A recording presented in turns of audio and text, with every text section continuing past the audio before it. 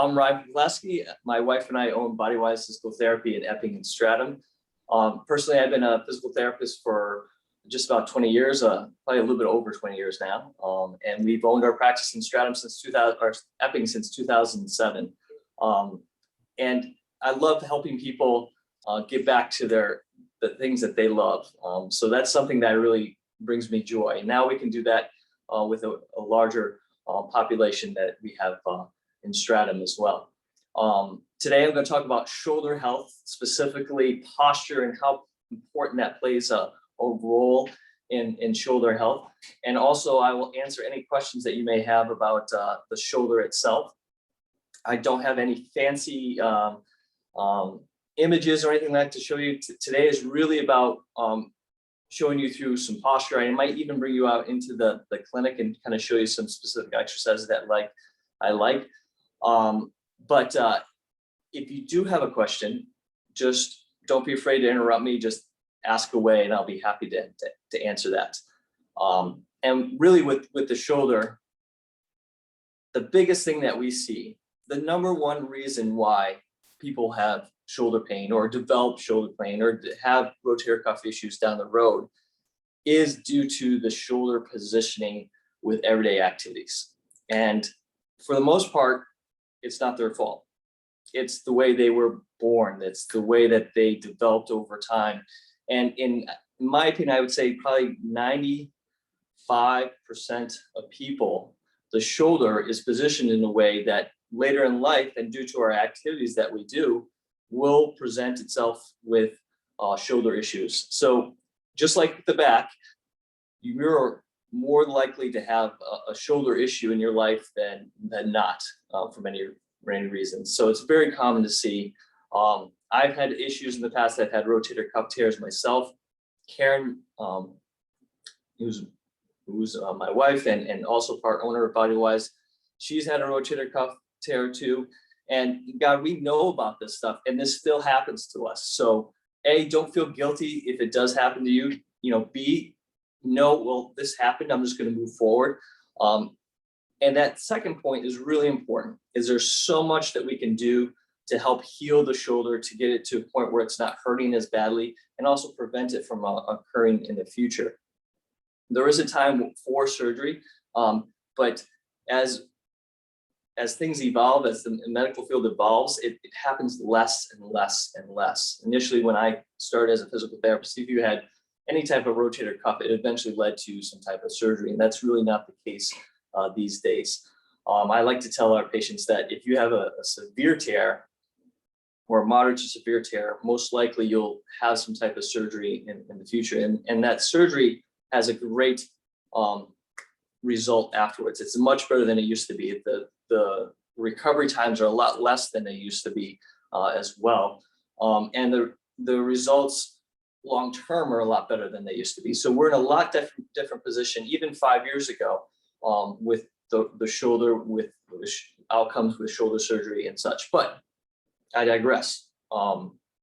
Let's not worry about surgery today. And I can answer any questions you want about surgery today. Let's worry about getting through a shoulder issue or preventing shoulder issues. And I have to say that the number one thing you can do is really focus on your posture through just about essentially 24/7. And you're like, hey, that is impossible. I cannot focus on my posture 24/7. And I have to agree with you, that's true. However, if you teach your body how to adjust itself, to self-adjust in a way that you do it subconsciously, which is absolutely possible with everyone, you will be able to prevent shoulder issues from reoccurring. You'll be able to prevent shoulder issues from coming out. And that is really what I want to focus on today, is that type of muscle memory that we create. We create muscle memory in lots of different ways. The really important part about you guys having trainers in your homes is the fact that they can coach you to a point where you develop muscle memory and you are able to do exercises consistently in the correct position without any issues. And you don't get that feedback unless someone's actually looking at you.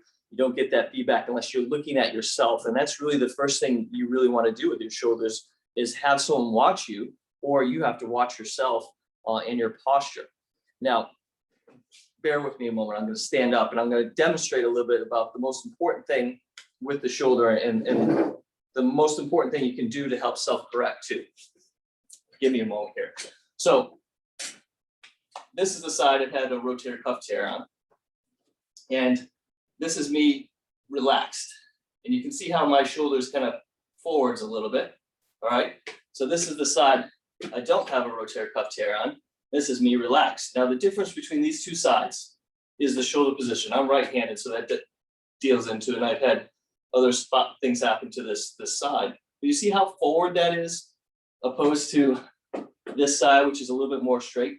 So I am prone to shoulder issues. And if you look at people's postures, they're like this.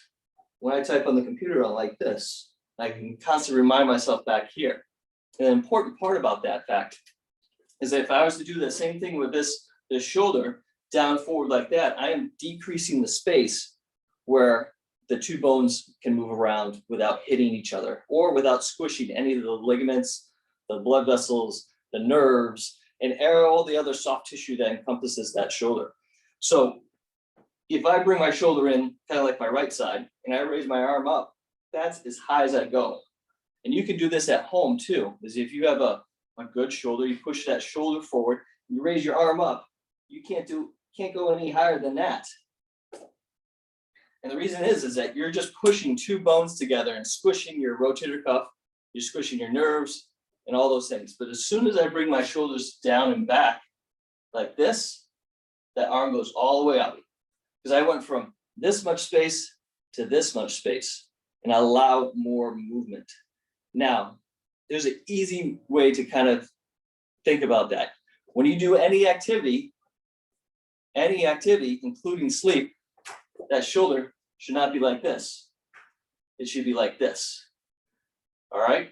In that position, you have lots of space for those bones to move around. You have lots of space where those bones aren't pinching all the other material that's in that shoulder. And your risk of irritation of the rotator cuff, irritation of the ligaments, irritation of the tendons in that area is very minimal at that point in time. So you can do a lot of things in that good positioning without irritating your shoulder in any way. However, you put yourself in a bad position and you start to do activity. Say if I was going to paint a wall like this, now I'm thrusting my bone into the other part of the shoulder and I'm squishing it, which is great. And it's not going to matter much if you do it for 5 minutes. But if you do it for 15 minutes, 20 minutes, 3 hours of painting, now I'm starting to degrade the ligaments, the tendons, the muscles in that area because you're continuing to squish them. Over time, you can get small micro tears. Those small micro tears develop into something bigger.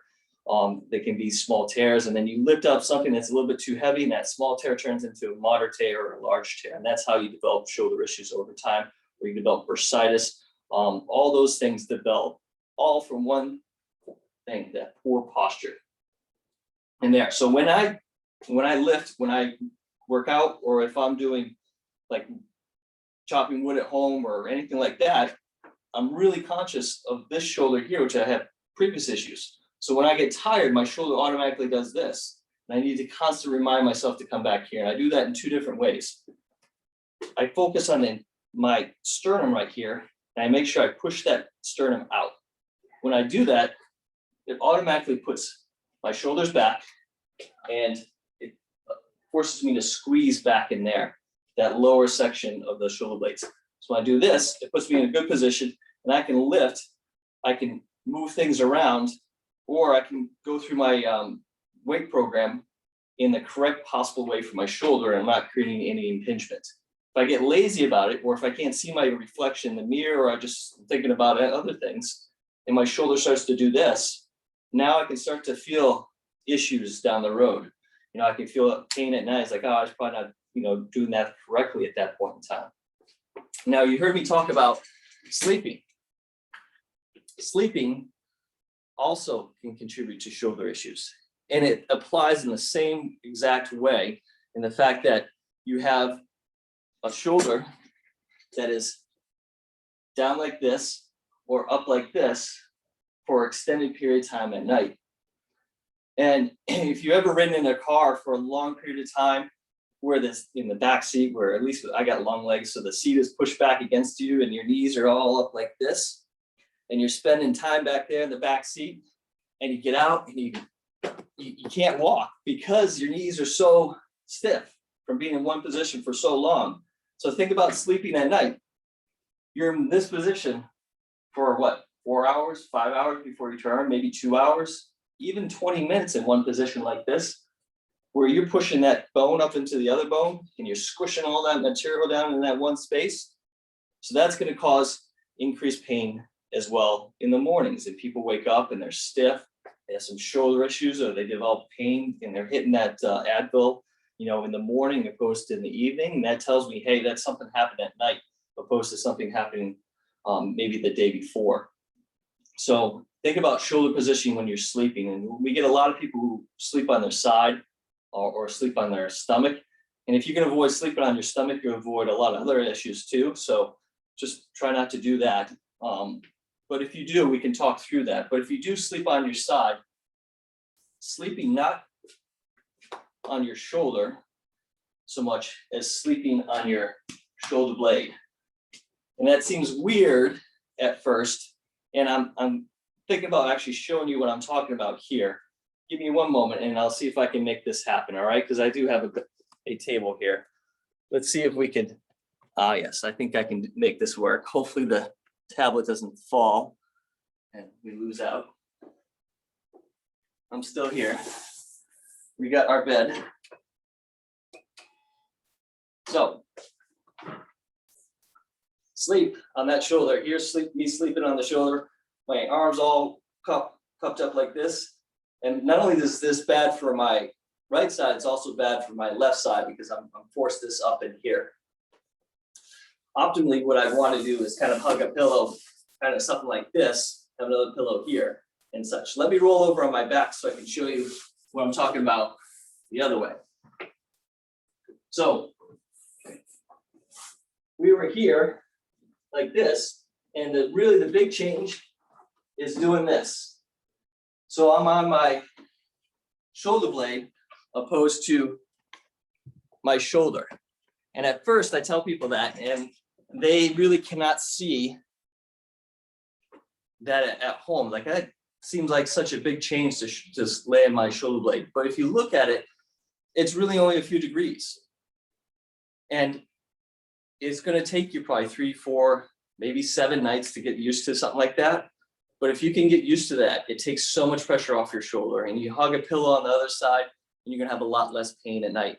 If you're dealing with shoulder pain currently and you just can't sleep on your side, you can't sleep anywhere else, sleep on your back with the back elevated a little bit, and that will take all the pressure off the shoulders. We tell our rotator cuff patients to sleep that way. So if you have a really bad day or you re-injured your shoulder, you don't know what to do, going to sleep at night fully flat on your side is only going to make things worse. So if you sleep in your easy chair for a night or two just to let everything kind of calm down, it's not the end of the world. And for people who have rotator cuff repairs, they spend the first month in their easy chair. So don't feel guilty about that. So there's one other thing I'm going to show you to think about with that posture and the shoulder. And that is, let's see if I can get, yeah. So essentially, if I'm standing here, turning my thumb out like this. So turning my thumb out, can you see that? All right. Everyone's covering up my hand, so I can't see if I'm actually demonstrating correctly. Good. Yeah, we can see right. So from here, I turn my thumb out. It's just like me pushing the front of my chest forward. All right. And I would do this before I start an exercise. If you think about, say, you're doing bicep curls, and you envision like Arnold Schwarzenegger, at least I do envision Arnold Schwarzenegger doing bicep curls like this, and I'm thinking that is absolutely incorrect at all. I'm going to open my hand up, and I'm going to do bicep curls like this, because it lengthens the muscle. So now you're working the whole muscle opposed to a portion of the muscle, because down here you're shortening that muscle quite a bit. At least you're shortening the upper portion, but it also puts your shoulder in a good position. So here's a key thing though, is that you need to watch yourself at home or have a trainer, you know, like Pearl or Crystal to look at these stuff. And I know they do it really well, is the fact that if you are doing your exercises and you start to lose that form, you may be focused on just trying to get to that 8th or 10th rep, but your form is here. You got to stop as soon as that starts, because now your risk is going higher at that point in time once that shoulder starts to come forward. So this is such a simple concept, but it has such huge implications for all exercise. So if you just watch your shoulders and watch your positioning, say if you're doing a overhead press and you're doing fine with these, and these overhead presses, it's really important to have good shoulder position where it's down and back. As soon as you start to do this and you start to utilize more chest into it and it's less shoulders, you're also forcing, see where I am? You're forcing those two bones together and you're squishing that stuff together, you're making things worse. So if you're doing great here and all of a sudden you start to lose that form, you have to cut it off right there. And especially if you've had a history of shoulder issues, you can't go any further. That is the limit of that day. You might have another day where you'll be able to do it no problem, but that day, that's it. If you can't do 1 rep, if you can't do it and maintain it, you have to go less weight. Even though you may think, well, I can absolutely press up this weight, I can curl that weight, no problem. Your body can't take it. That muscle back here that holds your posture in the correct position can't take it. Even though your biceps is strong enough to lift that weight, it's this that's faulty. That's the muscle that's the weakest link. And remember, we're only strongest like as a weakest link.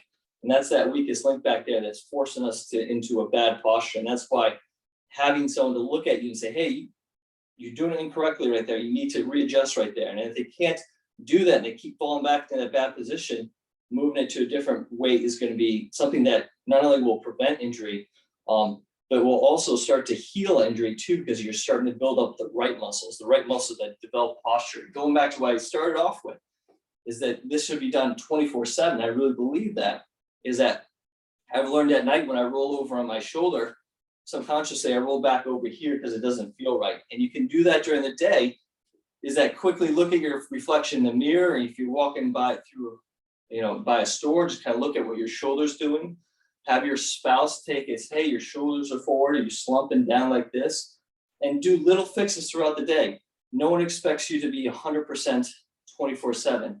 But if you start fixing it once or twice a day, that once or twice a day turns into 3 to 4 times a day, turns into 10 times a day. And all of a sudden you're doing it without even thinking about it. You're like, oh yeah, I gotta be here.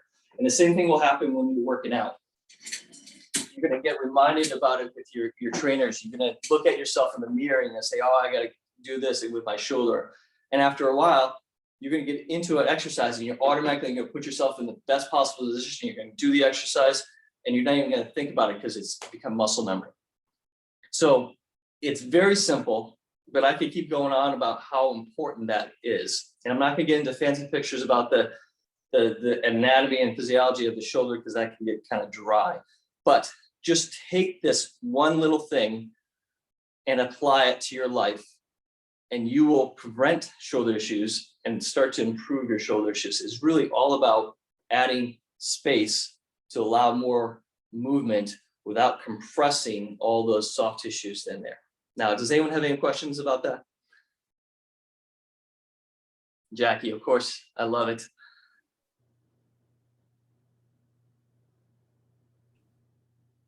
Hold on, you gotta take your sound. You're on mute. Oh, yeah, I know.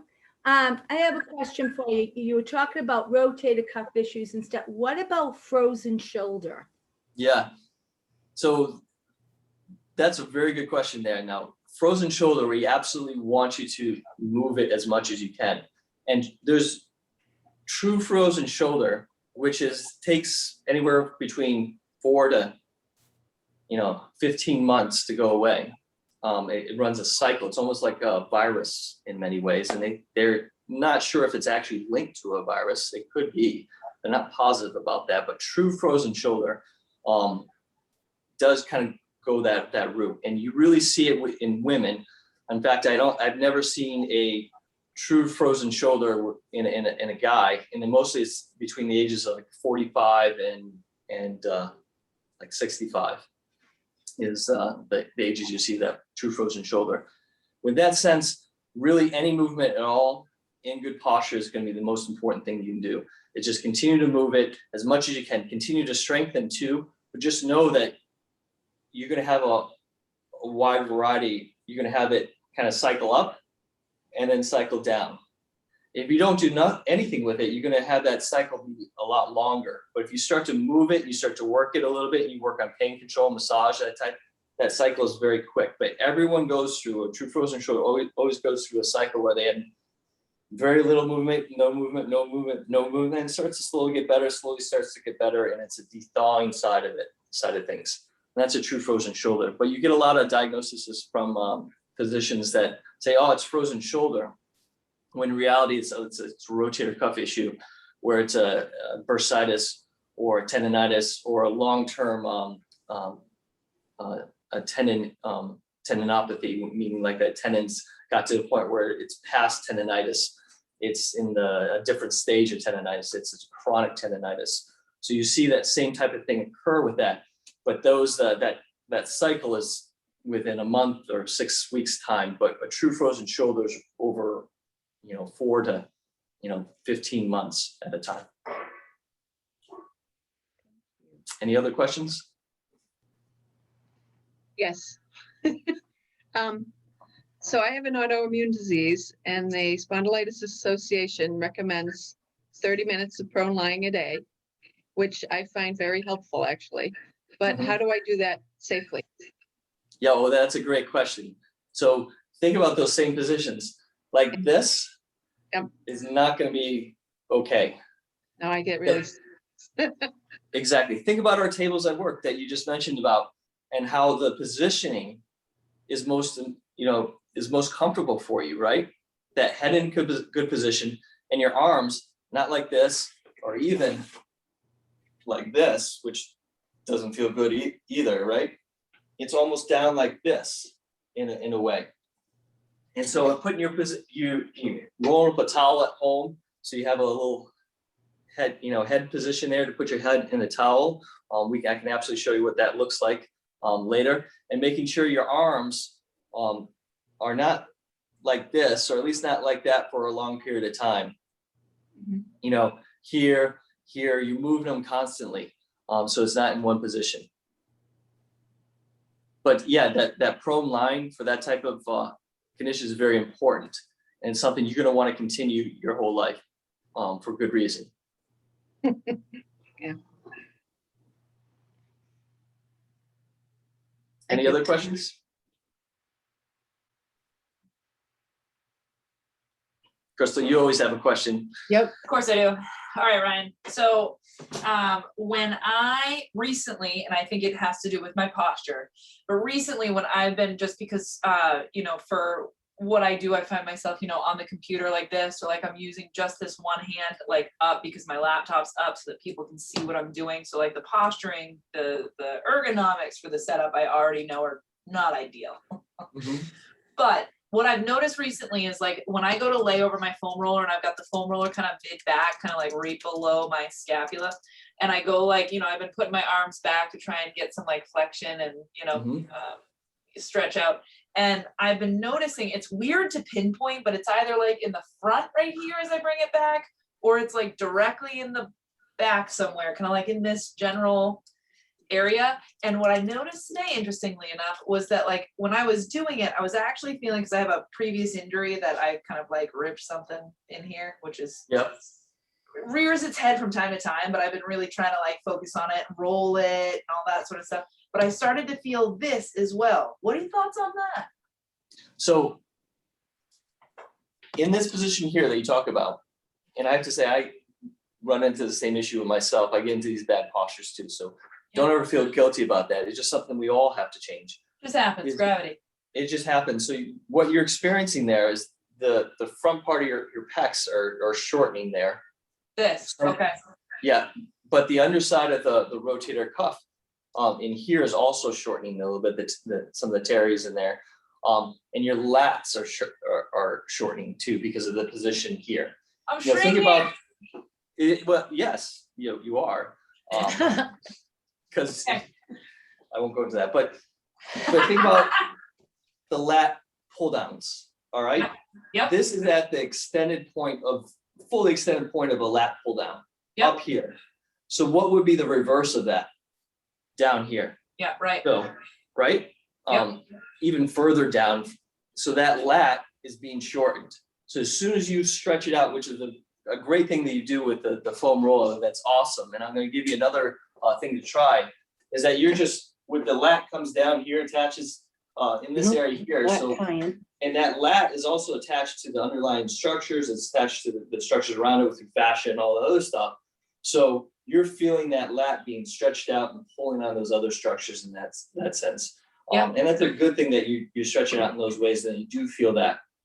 What I've been doing at the gym personally is to stretch out those areas a lot by just grabbing onto a bar and hanging with my hands like this. And you don't have to start off, I usually start off with my tippy toes, and I gain so much range of motion and just hanging like this to allow everything to kind of gain some traction. My lats stretch out, everything else stretches out, your back stretches out, and you get taller as well. Literally, you Yeah. will get taller because you'll Yeah. start off on your tippy toes and you get to a point where you're straight. And when I'm there, I'm ready to lift, because then I can put myself into a good position and I'll stay Right. there. Yeah. If I'm not, if I'm not there, then I'm tight here, and for me to try to get back into that position, that's harder for me to do that. So that's another secret that a lot of people don't know, is like the foam rolling is perfect. It's great. It's very functional. You can do that, but just grabbing onto something and letting your shoulders stretch out a little bit without pain. Yeah. The stretch, no pain, just stretch, Okay. is healthy and something that a lot of people don't do enough. Okay. Good question. Thanks. That's all I got. There are benefits to being short and everybody is way taller around you, because I have to say, and it makes my posture so happy, I'm always stretching so I pretend I think I'm as tall as Crystal. If Crystal shrinks to your height, we're gonna have to worry about it. Listen, I think I'm great big, but You're fine. I'm just saying, if Crystal shrinks to your height, we have to worry about it. oh yeah.